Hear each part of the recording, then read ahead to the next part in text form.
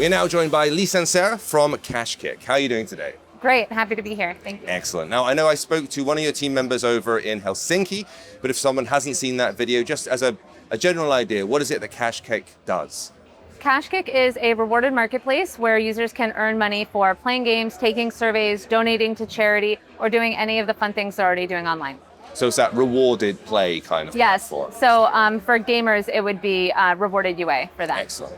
And your focus specifically is on the UA side, is that right? Yeah, I do the user acquisition for Kashkick specifically. Excellent. So I've talked to a lot of people over the years about this exact thing and the importance of it. A lot of people are talking about the balance between focusing on UA versus focusing on retention and that kind of thing. But specifically on the UA and making that, I suppose they call it a funnel, don't they? The funnel optimization of trying to ensure people flow through.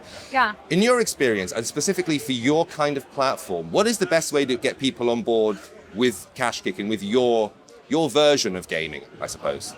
Oh, that's a good question. I think, well, first and foremost, one of my biggest rules of UA is you have to surprise the user. If you tell them something they don't already know, or if it's a product they've already heard about, they're just going to keep scrolling. So it's all about surprising them. And then for our business model, it's about educating them because they need to understand, because we're talking about playing games, right? So we're saying like, oh, you can play these games and it's so great. But they have to really understand that they need to come through Kashkick to get those rewards, to actually get rewarded for playing it, and kind of how it works, that they have to either reach certain levels or make an in-app purchase or whatever it is to actually earn the money. So there's a bit of education. But the education has to be fun because as soon as the user thinks they're being educated, they're out. So it's really making it personable. We do a lot of UGC for that reason. So it looks like an influencer saying, oh my God, I play these games online and this company actually pays me to do it. Isn't that great? And making it very personable and easy and digestible. Because there is that extra layer of friction, I guess, with your platform where there is that extra quantity that needs to be accounted for and, as you say, explained.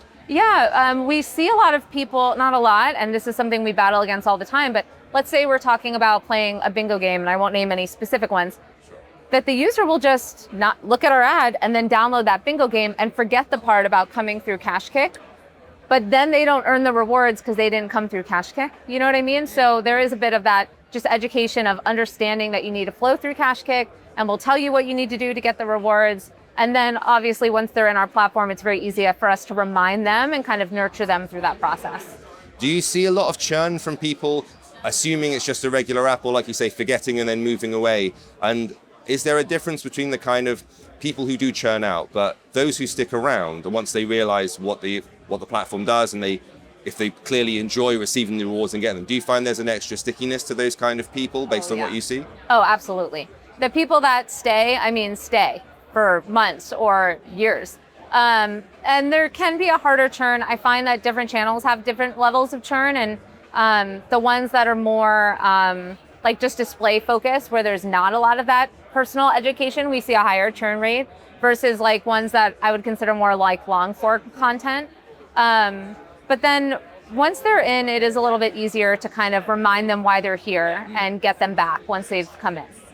And in many ways, the Kashkick thing itself is a platform. So the D2C thing has become incredibly chatty recently. Everyone's talking about it, basically. And in many ways, as Kashkick is a platform in and of itself, it is a kind of a form of D2C, right? People can download these games through the App Store, regular App Stores, or do they have to come to you? They would still have to go through the App Store. Right. So they would come to us, they would click to download the game. It would still take them to the App Store to download it. So I get, So it's there's consumer, then back to the App Store, then back to you guys again. Yeah, and I know that sounds like an extra step, but what's important to understand is it's almost like a qualified lead. The intent of the user is so much stronger when they come through Kashkick or probably any rewarded platform than it is if they just come from the App Store or direct from an advertisement, because you have to think, instead of just seeing something and they're like, oh yeah, what is it? It's we've really nurtured them through the funnel. We've educated them at every step. And then even once they get inside of Kashkick, we're telling them about your game. We're showing them what the gameplay looks like. We're telling them about the different levels and what they can earn. By the time they get to your game, this is a very high intent user at that point, and which is why our gaming studios say that they see much better retention through us than anywhere else. Okay. And in terms of discoverability, if people find Kashkick, the platform, and then go that way, obviously they understand that there is this extra layer. can people just download the game from the App Store, discover it on Apple's App Store or Android? And then is there anything to indicate, by the way, if you go back to Kashkick at this point, there is this extra component to this particular game. Can you reverse? No. It really has to it has to originate. It has to originate. Now, if you, a user, played mobile games right now, and then you find Kashkick, and there's new games that you play, and you discover them through Kashkick, you could get rewards for those. But if you're already playing Monopoly Go, and then you download Kashkick, and you think, oh, now I'll get rewarded, no, it doesn't work like that. The games don't want to pay us for users that they already have. Sure. So the journey has to originate through Kashkick. That makes sense. And the kind of users that you attract, do you think that you are identifying a section of the market that was under-catered for, i.e. you're finding people who have always wanted to kind of earn money to play games? Or do you think that you're converting traditional gamers and going, hey, by the way, as well as playing the game and having a good time, you could earn a little bit of something on the side? And do you think your audience is populated by one or the other, or is it both? It's definitely both. Okay. So I think one of our big sells is if you're already playing games, we can pay you to do it. And we see a really good retention from users that are already playing games because they have an affinity for it. They like to play games. So it's very easy to say, hey, play this game too, or play this game also, and we'll reward you to do it. And since the thing is with users, you'll never get them to do something they don't actually like to do, no matter what the reward is, right?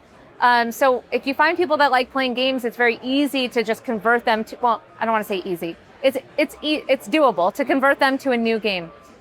The people that don't like playing games, yes, we can surprise them and say, hey, did you know you can play games on your phone and we'll pay you? And sometimes those users are really great. And sometimes those are the ones that churn because everybody that wants to play mobile games is playing mobile games. We're not surprising anybody with this idea that you can play mobile games on your phone, right? So there is this element of if they're not doing it already, it may not be the thing that they like to do. But in those cases, what we try to remind them of is there's so many types of games. Like maybe they don't realize that they like solitaire as a card game. They can play that on their phone too. They may not realize that they could play Monopoly on their phone or, any of these games. They might be thinking of traditional kind of like video game types. And it's not just that. So again, just going through the education, but I would definitely say it's both.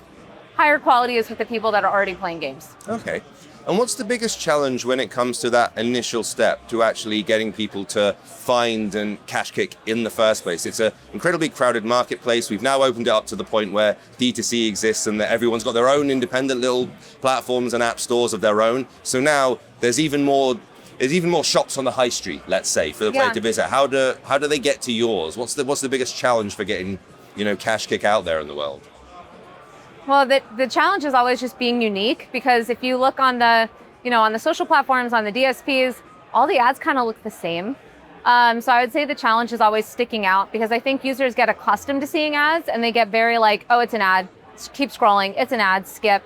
And so the challenge is making it not feel like an ad, making it feel native to the experience on the platform that they're in so that they actually want to watch the content. And then once we have them watching, we have this like finite opportunity to convince them that they should, download Kashkick and see what we have to offer. But yeah, I would say it's standing out and being unique is the biggest challenge.